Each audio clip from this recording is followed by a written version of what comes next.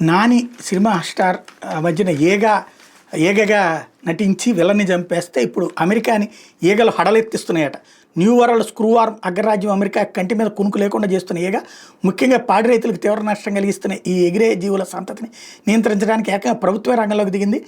ఆడ ఈగల్లో సంతానోత్పత్తి సామర్థ్యాన్ని దెబ్బతీయడానికి స్టెరిలైజ్ చేసిన మగ ఈగలను వదలడానికి ఏర్పాట్లు చేస్తుంది. న్యూ వరల్డ్ స్క్రూ వార్మ్ని సైన్స్ పరిభాషలో కోప్లియోమియో హౌమియోనిరక్స్ అంటారు.